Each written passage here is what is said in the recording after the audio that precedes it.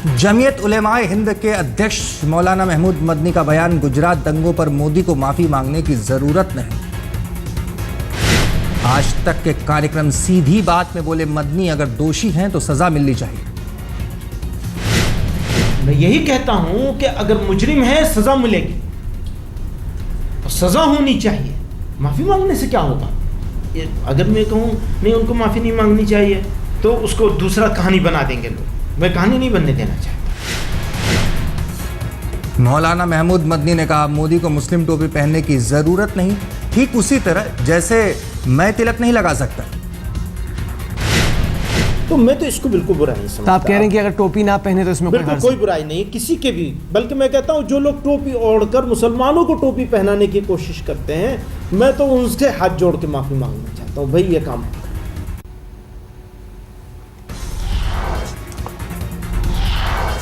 आज तक पर बोले मौलाना महमूद मदनी, कहा अगर मोदी दोषी हैं तो उन्हें मिले कठोर सजा। मौलाना महमूद मदनी का बयान, अगर मोदी सत्ता में आए तो कोई खतरा नहीं। मौलाना महमूद मदनी ने आज तक पर कहा, मोदी के पीएम बनने पर देश बटेगा, यह कहना गलत। उनको क्रिमिनल ना मानते हो, मैं उनको क्रिमिनल नहीं मानता, लेकिन नाअहल तो है। और ये कम से कम मोदी साहब के ऊपर भी होता है मिनिमम। मौलाना मदनी ने कहा, देश में सभी मजहब के लोगों का विकास जरूरी।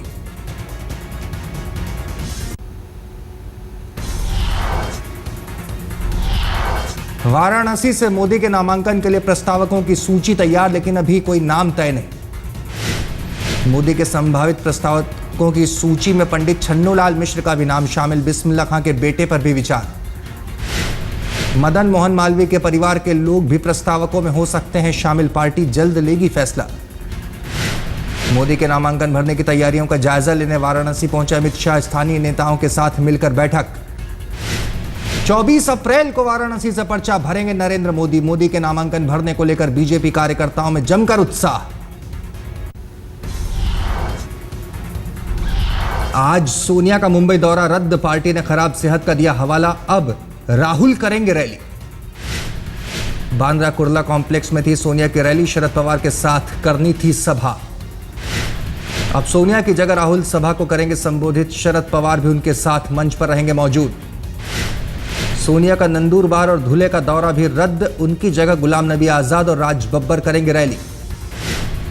मुंबई में गुरुवार को छठे चरण में डाले जाने हैं वोट। महाराष्ट्र में एनसीपी के साथ कांग्रेस का गठबंधन।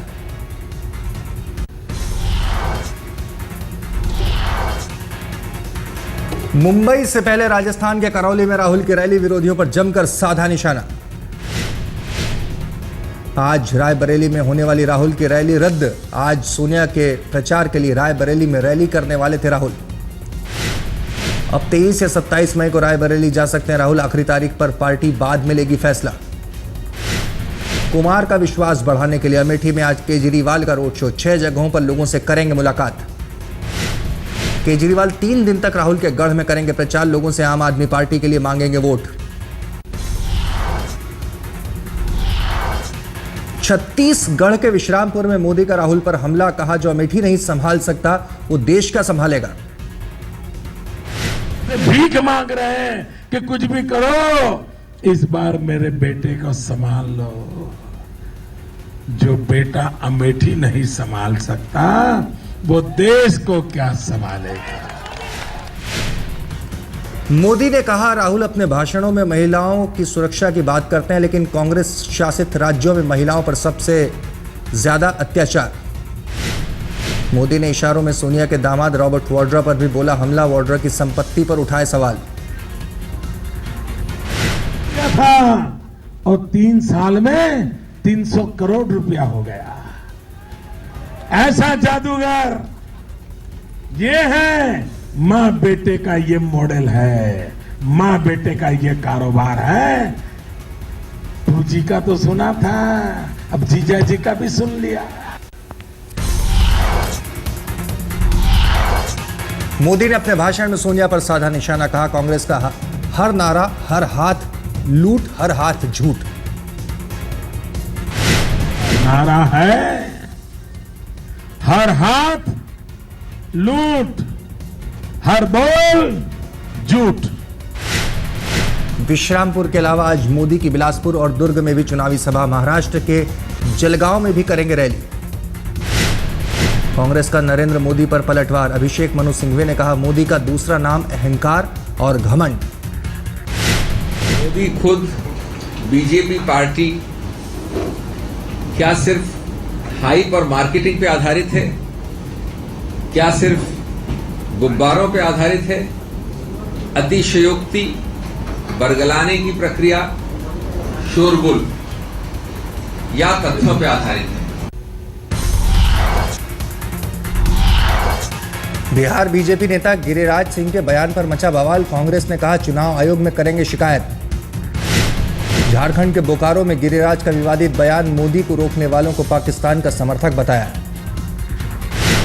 वही लोग नरेंद्र मोदी को रोकना चाहते हैं जो लोग नहीं चाहते कि पाकिस्तान भारत के सामने घुटने टेके। बीजेपी ने गिरिराज सिंह के बयान से किया किनारा। सुशील कुमार मोदी ने कहा, पार्टी उनके बयान को स्वीकार नहीं करती। सुशील कुमार मोदी ने ट्विटर पर लिखा, बीजेपी गिरिराज के दिए बयान से सहमत नहीं।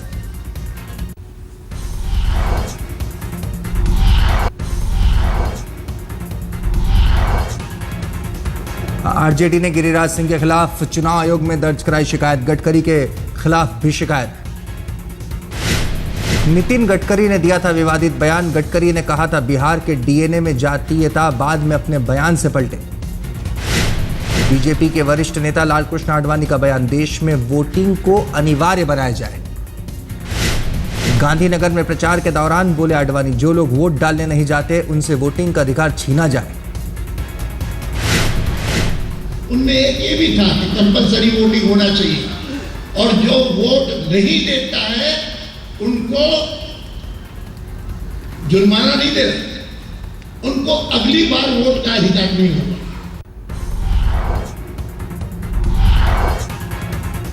एलजेपी नेता संजय सराफ ने हुर्रियत नेता गिलानी के दावों को किया खारिज। कहा, मोदी के दूत के रूप में नहीं मिला।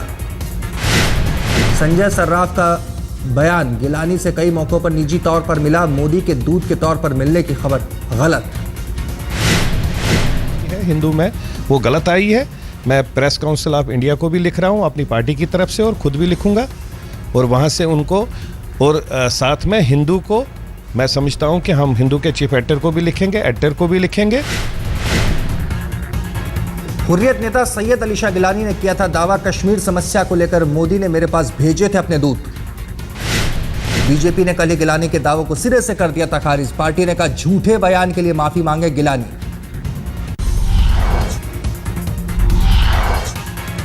रुड़की में बीजेपी नेता संगीत सोम ने आजम खान पर साधा निशाना, बोले मोदी की सरकार बनते ही जेल। पूछ लिया जाएगा कि क्या कश्मीर हमारा है या नहीं है, तो ये बेइज्जती बताई जाती है। ये दुर्भाग्य की बात है, ऐसे नेताओं के लिए दुर्भाग्य की बात है। और मैं दावे के साथ कहता हूं, जिस दिन भारतीय जनता पार्टी की सरकार होगी, इस तरीके के लोग जेल के अंदर होंगे, उनका कोई दोष नहीं। कैसरगंज से बीजेपी उम्मीदवार ब्रजभूषण शरण सिंह का मुलायम पर हमला, पूछा आखिर क्यों जाना चाहते हैं दिल्ली। ब्रजभूषण शरण सिंह का मुलायम पर हमला, का यूपी संभल नहीं रहा, देश संभालने की ख्वाहिश है। पावर हाउस उत्तर प्रदेश संभल ही नहीं रहा है, मुजफ्फरनगर संभल ही नहीं रहा है, उत्तर प्रदेश संभल ही नहीं रहा है। अरे पंडित सिंह की गुंडई रोक नहीं पा रहे हैं, हम मुलायम सिंह रोकेंगे पाकिस्तान की गुंडई। तो क्या हो। बीजेपी की प्रवक्ता मीनाक्षी लेखी ने गिलानी के दावों को बताया झूठा। कहा, बीजेपी से कोई भी शख्स उनसे मिलने नहीं गया। अब क्या, क्योंकि ना तो गिलानी साहब से हमारे में से कोई मिला है, ना कोई अधिकृत व्यक्ति भारतीय जनता पार्टी का उनसे कोई मिला है, ना भारतीय जनता पार्टी की तरफ से कोई इंटरेस्ट दिखाया गया है।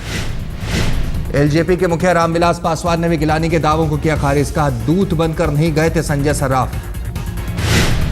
दूत बनकर गए नहीं नहीं कोई दूत नहीं कोई कोऑर्डिनेशन किया गया था क्या कि वो लोग जाकर के गिलानी से मिल नहीं हम दूसरे का नहीं जानते हैं, लेकिन जहाँ तक लोक जनशक्ति पार्टी का सवाल है, रामविलास पासवान का सवाल है, हम हमेशा जब भी जाते हैं, कश्मीर में जाते हैं, तो ये जितने हुर्रियत के नेता हैं वो सारे के सारे लोग, चाहे हिंदू हो मुसलमान हो, हम सब लोगों से मिलते हैं।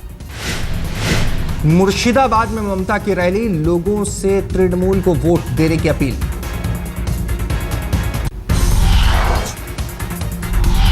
योग गुरु स्वामी रामदेव ने कांग्रेस पर तेज किया वार, मुंबई में सोनिया राहुल पर जमकर किया वार। रामदेव ने कहा मनमोहन सिंह नाम मात्र के पीएम, मां बेटा मिलकर और पार्टी मिल देश चलाते हैं। इस देश में मात्र एक मोहरा है, माने दिखावे के लिए प्रधानमंत्री बनाया हुआ है। सुप्रीम पीएम तो इस देश में सोनिया गांधी और उसका बेटा राहुल गांधी। अलवर में बीजेपी उम्मीदवार के साथ मंच पर हुई बातचीत पर बोले रामदेव, का वाक्य को बढ़ा चढ़ाकर दिखाया गया। देखो 15 से 20 सेकंड का वो पूरा वीडियो है, उसमें मेरा खाली एक वाक्य है कि भाई क्या बावड़ी बातें कर रहे हो।